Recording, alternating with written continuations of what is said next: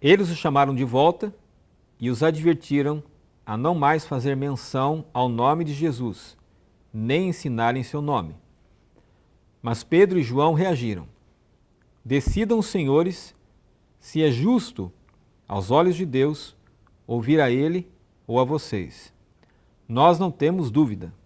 Não podemos nos calar a respeito do que vimos e ouvimos. Os líderes religiosos fizeram mais ameaças, mas depois os deixaram ir, pois contra eles nada podiam provar que justificasse a prisão. Este trecho do livro de Atos dos Apóstolos trata da prisão de Pedro e João, discípulos de Jesus. As autoridades religiosas os acusaram de causar desordem, simplesmente porque eles foram usados na cura de um homem coxo.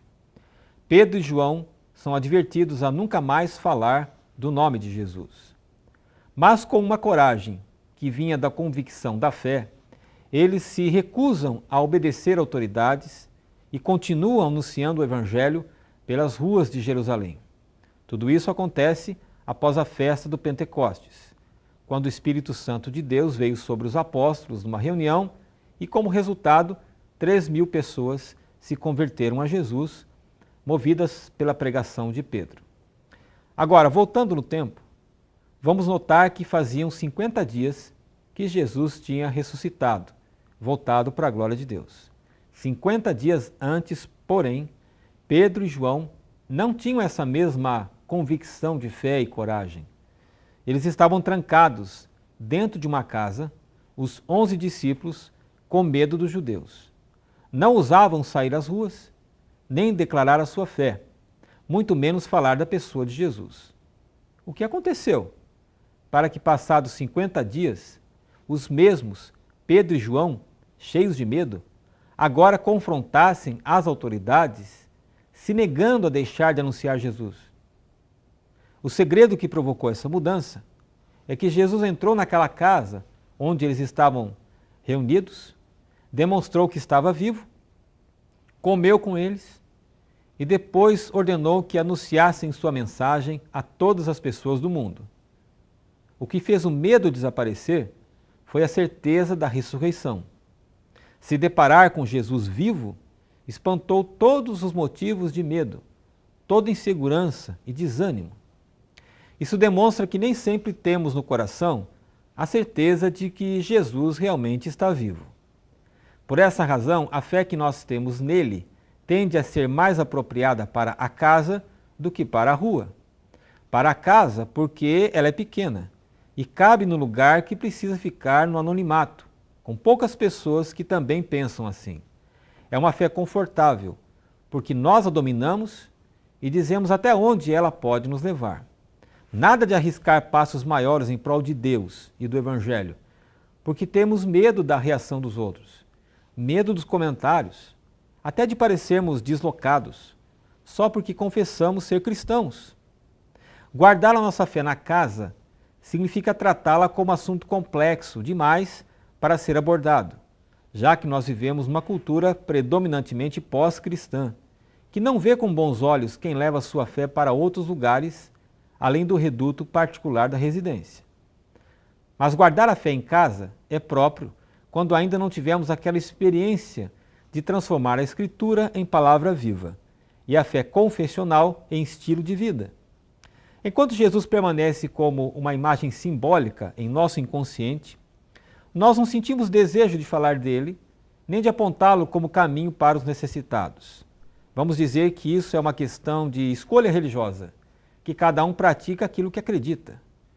Viver a fé em Jesus dentro de uma casa, no anonimato, é desprezar a história do cristianismo, que sempre esteve presente nas ruas, nos lugares onde havia miséria, nos orfanatos, nos hospitais, nos asilos, nos centros de recuperação de viciados, nas praças públicas, por onde passam milhares de pessoas. Pedro e João saem daquela casa e agora estão no meio da rua, anunciando Jesus Cristo e a sua ressurreição. Como resultado, mais de 3.000 pessoas decidem também se tornar discípulos, porque a evidência daquilo que ouvem é tão forte que eles adquirem a consciência de que Jesus é de fato o Senhor sobre a vida e sobre a história.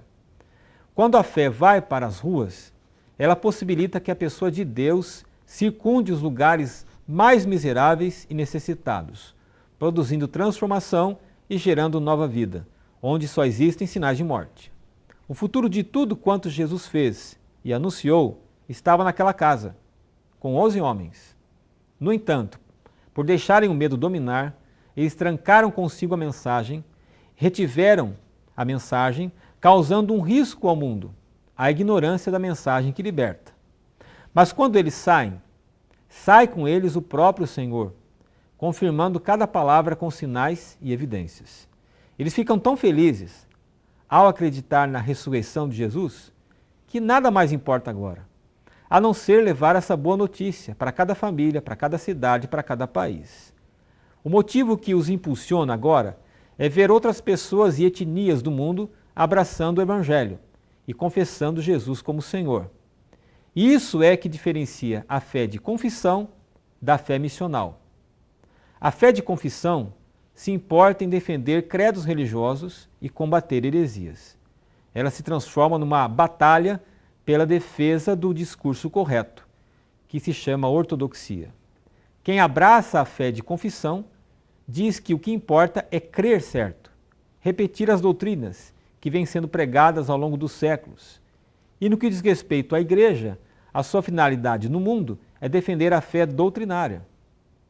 Mas a fé de confissão não vai mais além do que isso. Ela não sai às ruas para levar o amor de Deus. O motivo, dizem, é que esse mundo já está condenado. Pouco pode ser feito por ele. Os que abraçam a fé de confissão fecham os olhos para não ver as trevas, porque elas chocam sua sensibilidade. São pessoas que se enojam com dependentes químicos, condenam a prostituta e o gay, fazem piada do bêbado e têm como principal diversão falar mal de quem não frequenta seu grupo ou sua igreja. Mas felizmente há um outro grupo, os que têm a fé missional. Estes se encaixam nas palavras proferidas por Jesus, que diz: assim como me deste uma missão no mundo, eu dei a eles uma missão no mundo. Eu me consagro por causa deles, para que eles sejam consagrados à verdade em sua missão. Para Jesus, os que abraçam a fé missional amam e defendem a verdade, mas nunca fora da missão no mundo. A verdade, o Evangelho, só tem sentido enquanto aplicada na missão às pessoas. Por isso, não existe perigo do Evangelho ser corrompido na sua pureza enquanto estiver sendo aplicado às necessidades reais. Transformar as realidades dos sofridos. Nos dias de Jesus, a palavra de Deus estava presa nos templos. Ela era monopólio dos fariseus e doutores da lei. Para eles, nem adiantava compartilhar coisa alguma dela, porque o povo era indigno de ouvi-la. Quando Jesus começa a pregar, ele o faz como a palavra de Deus encarnada. Essa é a razão pela qual João o descreve no Evangelho como o Verbo de Deus ou a palavra. Jesus não é o livro, ele é a palavra atuante e poderosa. Ele não é a Bíblia.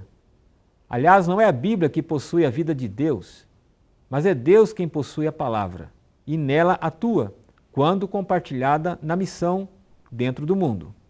Não é a igreja que tem o Evangelho, é o Evangelho que tem a igreja. Deus não deixou sua palavra para que ela se tornasse roteiros de assuntos para debater na igreja. Ela está conosco para ser levada na missão de segunda a segunda, no escritório, na faculdade, no hospital, no centro de recuperação, na praça, no prostíbulo, nas padarias, nas praias. Não podemos manter o monopólio da palavra. Ela tem que sair conosco na missão, porque Jesus nos enviou para o mundo, a fim de transformar a dura realidade que nós assistimos todo dia. Por isso, a fé de confissão é tão inútil quanto o sal que fica no saleiro, e como a lâmpada queimada no bocal. Deus quer nos despertar para a fé missional, porque esta é a única possibilidade de fazermos alguma diferença na vida das pessoas desse mundo. A fé que tem transformado vidas ao longo da história é a fé missional. A fé de confissão continua debatendo assuntos complexos, sem jamais chegar a alguma conclusão. Deus nos chama para a fé missional, para fazer diferença nesse mundo.